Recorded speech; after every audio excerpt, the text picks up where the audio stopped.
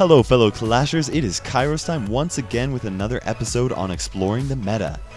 This episode's going to be a little bit different in that rather than talking about different cards that are commonly being used or have recently gotten buffed or nerfed, I'm going to be talking about a deck that is very anti-meta in the fact that it uses cards that are used to target and counter the cards that are most commonly being used.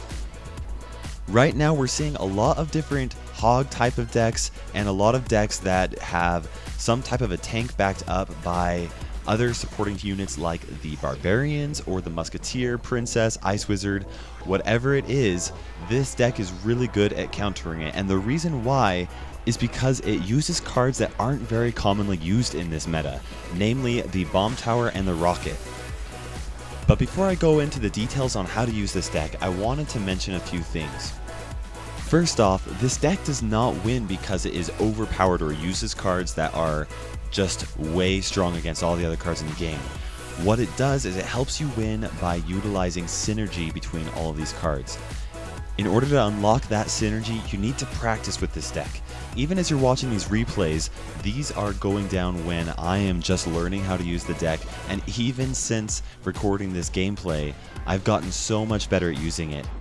It is definitely usable in both the ladder and in tournaments, and you'll see right here I'm actually playing against somebody in the ladder, in the Legendary Arena. Now as far as tournaments go, I think that this deck really does well in those tournaments. In fact, in my most recent tournament, I got first with this deck. Make sure that you stay tuned because in the next couple of days I'm going to be posting a video with some of the gameplay in that tournament. Now in order for you to really make that rocket work out well, you actually want to use it as a very big surprise. In this match, you'll actually notice that I never used the rocket once because I'm trying to save that as a trick card or a card that they're not expecting. This is one way to have the advantage over an opponent that has stronger cards than you or is using cards that are generally stronger in the current meta. Now the Bomb Tower was the first card that I picked in this deck, and the reason why is because of how well it does at defending against large pushes with tanks or hogs or whatever, followed with supporting troops. It has the most health point in any defensive tower, and it can easily clear most tanks by itself. Now this is your primary defense against the majority of popular pushes, and because the Bomb Tower isn't used very much, a lot of decks actually have a hard time dealing with it, and that forces your opponent to be creative, which puts you in a good position. A lot of people will try to get rid of the Bomb Tower by using the minions or the minion horde, and so the second card that I picked were the minions in order to try and defend that tower and also act as another troop that can go from defense to offense. The third card in this deck is the Rocket. This is by far one of the hardest cards to learn how to use. That being said, if you can learn how to use it both on offense and on defense, you have a really good shot at making this deck successful for you.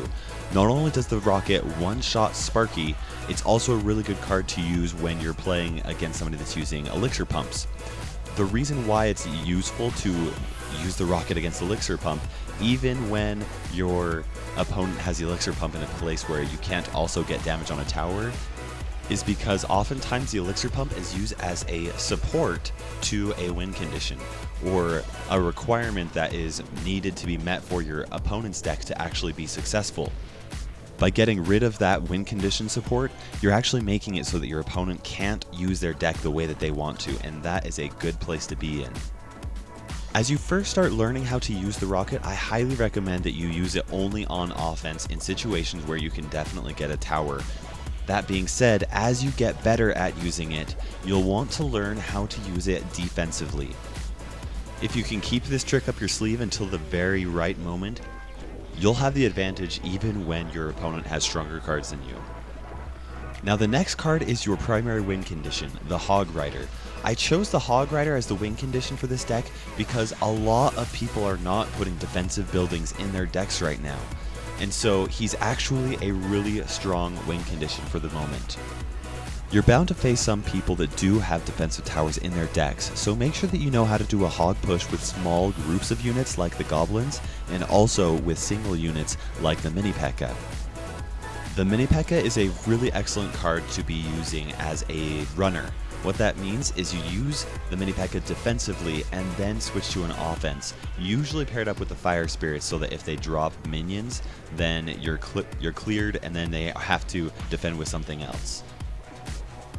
One maneuver I don't recommend doing frequently throughout a match is using a Mini P.E.K.K.A hog push. I don't recommend using this during the majority of the match because this is a very good secret win condition that you can use to get a tower at the end of the match if your opponent is not expecting it. Zap is the next card that is in the deck, and it is a very powerful tool in a lot of decks right now. Because a lot of decks have the minions and the minion horde, I thought about trying to use the arrows instead, but Zap just synergizes with the hog cycle so much nicer than arrows do. One common win condition that is being used right now is the giant balloon combo. That's a really hard combo to stop, but if you have the rocket paired up with either the Zap or the Fire Spirits, you can take out a balloon very quickly and the giant will only have a little bit of health left. The next card is the goblins. I use the goblins in almost all of my hog cycle decks, so I couldn't resist putting them in this deck. The last card is the Fire Spirits. These are very important to use strategically when you're facing against people that have air decks. Other than that, they make for a great card to do a mini push with your Mini P.E.K.K.A, or also to be used defensively. Thank you so much for watching, everybody. This is KairosTime ticking by. We'll see you in the arena.